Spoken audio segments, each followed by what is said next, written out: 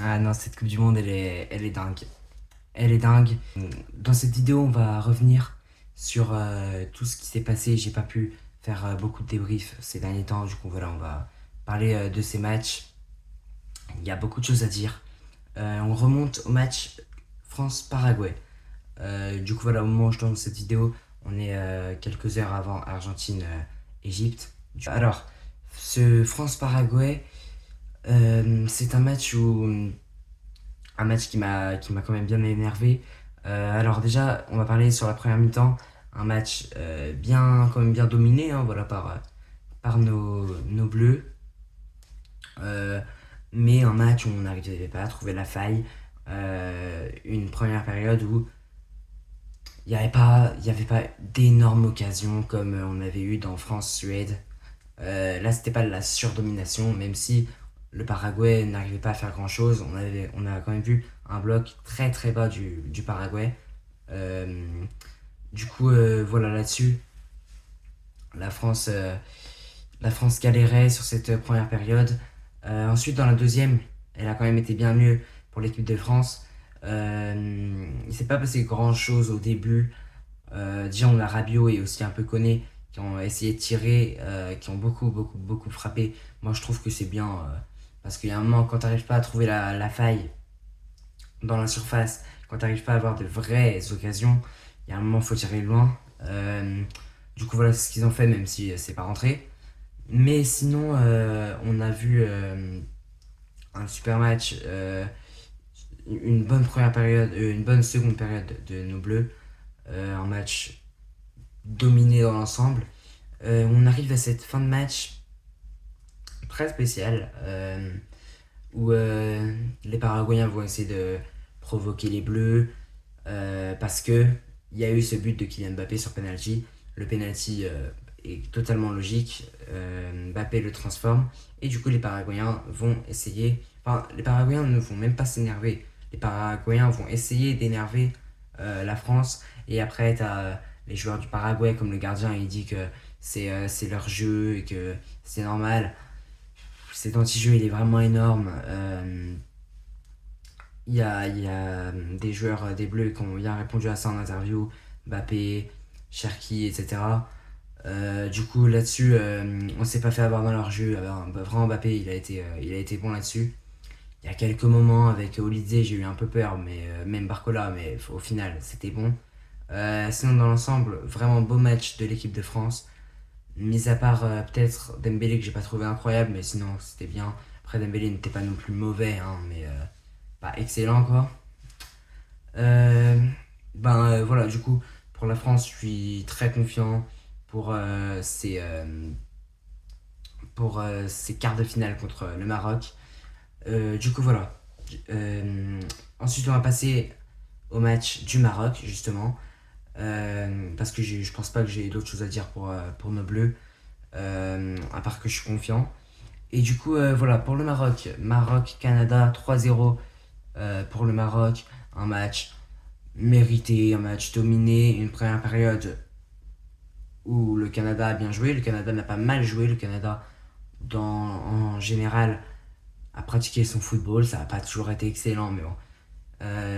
Ils ont fait ce qu'ils pouvaient faire. Du coup, voilà, ils sont plutôt bien débrouillés, mais au final, c'est le Maroc qui l'emporte 3-0 avec un super match d'Hakimi très intelligent, Unai un doublé magnifique. Quand je dis qu'Hakimi a été intelligent, c'est vraiment sa passe décisive, son premier but magnifique. Et voilà, au final, le Maroc a empilé les 3 buts. Ça fait mal pour le Canada, mais ouais. Le Maroc a de quoi y croire hein, pour le match contre la France. Après, on verra. Ils vont affronter peut-être le favori de cette Coupe du Monde au moment où je parle. Après, on va passer à la suite avec euh, ce Norvège-Brésil. Alors, je vais pas parler de tous les matchs qu'il y a eu là dans la Coupe du Monde. Je vais pas parler de tous les matchs de ces huitièmes de finale, mais je vais en citer quelques-uns. Je vais en louper un peu. Hein. Il y a eu aussi Mexique-Angleterre, victoire de l'Angleterre avec ça, un super Bellingham, un bon Harry Kane. Ça, rien à dire. Sinon, du coup, ce match. Norvège-Brésil, là vraiment c'est un match de fou parce que il se passe rien en première mi-temps, à part un penalty manqué de Guimarães. Et la deuxième mi-temps, elle est dingue parce que là, surtout la fin de deuxième mi-temps, parce que c'est vrai qu'on s'en remet un peu hein, dans cette seconde période. Mais après, t'as un match extraordinaire de Nyland qui te sort des arrêts magnifiques. Le gardien norvégien. Sinon, ça se pense peut-être Nyland, hein, je sais pas. Sinon, on a le doublé d'Haaland qui met une super tête et le deuxième but est aussi très, très beau, voilà. Puis on a ce penalty pour le Brésil, très très bien tiré par Neymar, enfin très bien tiré. C'est du Neymar quoi. Et le gardien norvégien est battu. Là-dessus, j'étais un peu déçu quand même pour lui, qu'il finisse pas avec un clean sheet, mais bon, ça reste un beau match. Il part avec la victoire. Je suis aussi très content pour Neymar qui marque un but, même si bon, là c'était sûrement sa dernière Coupe du Monde. Euh, Sinon, voilà un match plutôt géré par la Norvège dans l'ensemble. C'est une grosse surprise, il n'y a plus de Brésil dans la compétition. Mais ouais, voilà. C'est quand même dingue, hein, mais bon. Cette Coupe du Monde est folle. Sinon, on a euh, ce Portugal-Espagne. Je crois qu'on va directement dans ce Portugal-Espagne. Victoire de l'Espagne 1-0. Et là, pour le coup, c'est un match où il n'y a pas énormément de choses à dire. Un match dominé par l'Aurora. Un match où voilà, ils ont eu quand même plus d'occasions et tout. Avec un Lamine Yamal qui n'était pas forcément excellent. Un super Nuno Mendes. Je suis vraiment dégoûté pour lui qu'il soit sorti blessé. Même pour le PSG, j'espère que ça va aller. Et puis aussi pour le Portugal. Mais voilà, je suis un peu dégoûté pour le Portugal quand même. Je suis dégoûté pour les Portugais. Mais ça reste mérité pour l'Espagne. Ça aurait été démérité qu'ils partent avec une défaite. Bah, ils partent avec une victoire. Hein. Mais, euh, mais voilà. Sinon, dans l'ensemble, c'était un match pas incroyable à voir. Un match qui m'a un peu déçu. Je pense pas que moi.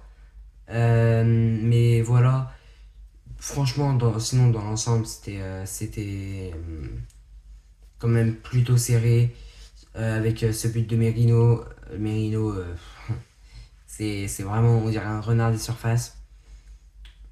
Lui qui a fait une bonne saison avec Arsenal, super avec l'Espagne.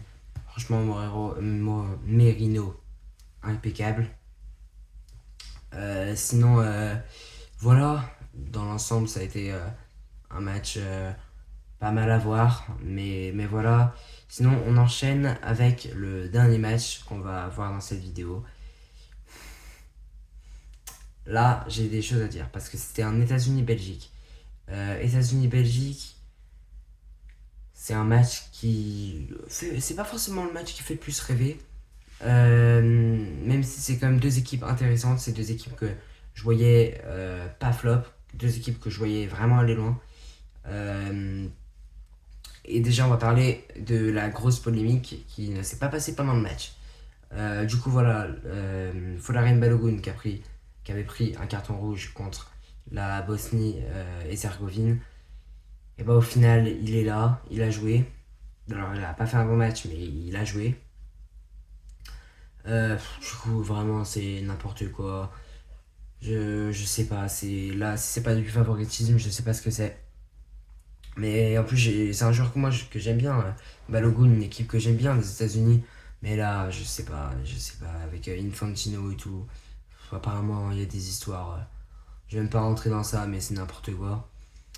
C'est vraiment, ouais, n'importe quoi de faire des trucs comme ça, bref. C'est comme ça. C'est comme ça, au final, la Belgique a répondu sur le terrain. Moi, je dis juste bravo. Ils les ont massacrés. Lukaku qui chambre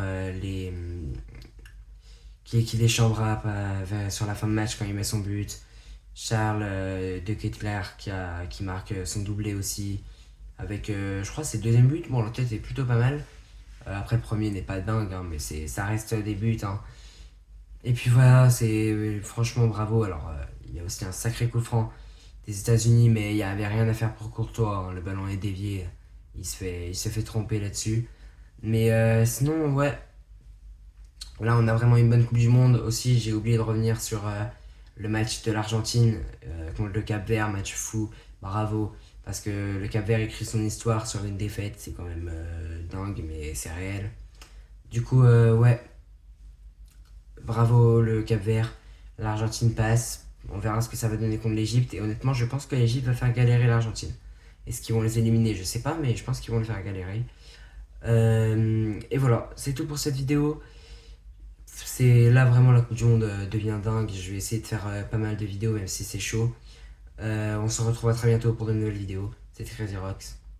Ciao et allez la France.